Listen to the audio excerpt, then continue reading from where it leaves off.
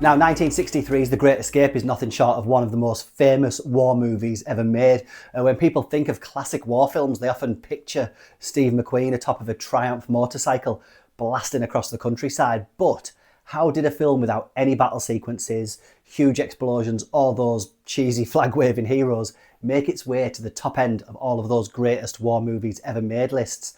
Well, it's set almost entirely within the confines of a German POW camp for starts, and it focuses on the kind of men who turn planning, patience and teamwork into acts of defiance. Now, this for me is almost the dictionary definition of a rewatchable movie, a film that you can dip into at almost any point, catch 10 minutes and before you know it, you're staying for the duration, humming along to the music and still rooting for men that you already know are doomed.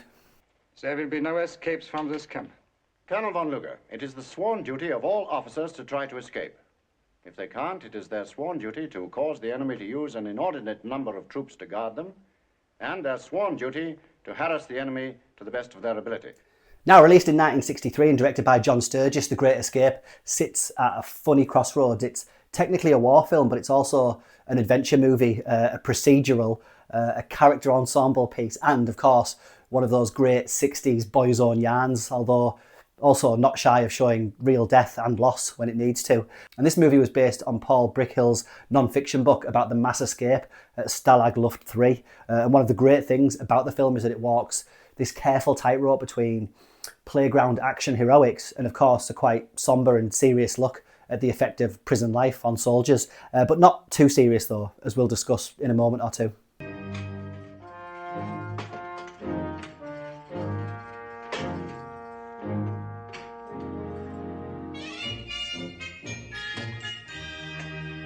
Now, The Great Escape's director, John Sturges, had already proven himself a bit of a master of men on a mission masculinity with 1960's The Magnificent Seven, and here he brings together another assortment of dudes with various skills.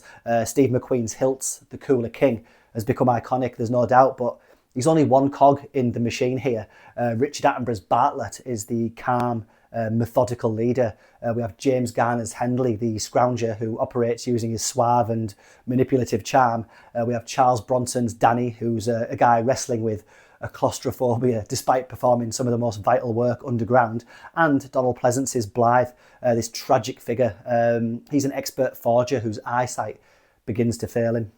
Now, even though admittedly he takes a while to feature, Steve McQueen, of course, is the superstar centre of the whole thing. It's tempting to say that he steals the film, but that slightly misses the point, I think. Now, Hilts acts as the 60s counterculture element of this movie, defiance in the face of authority. This, of course, being the year of Martin Luther King's I Have a Dream speech and the assassination of President John F. Kennedy.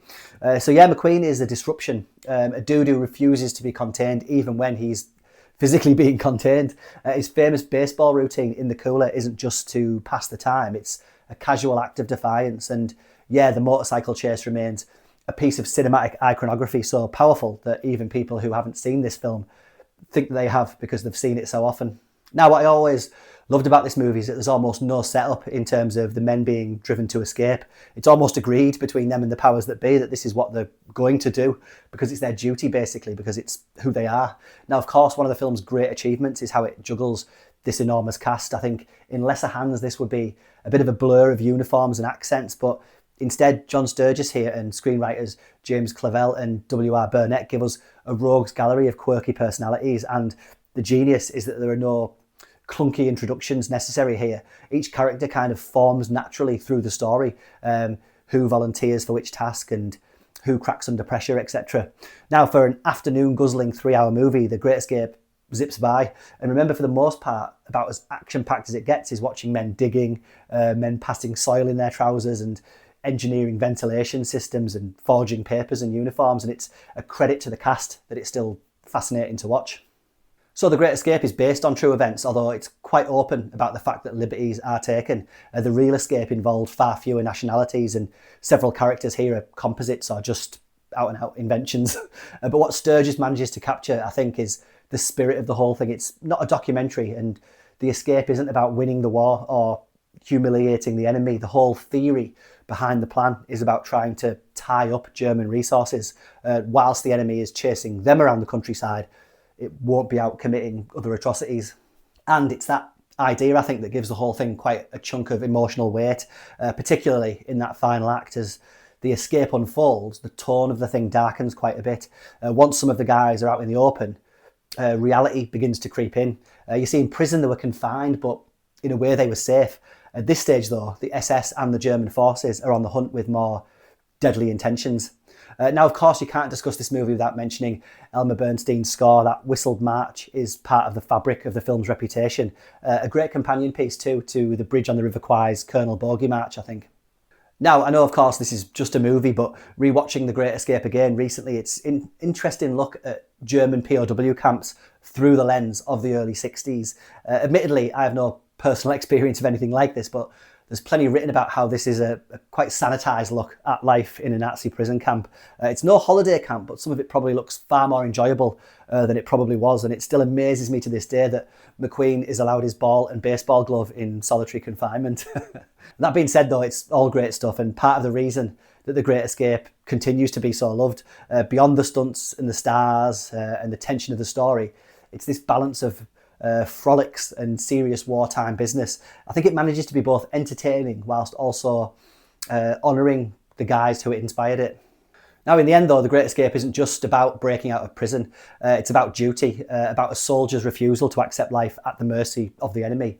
All that digging can be read as a metaphor, a symbol of the human spirit pursuing freedom, no matter how impossible the odds, etc.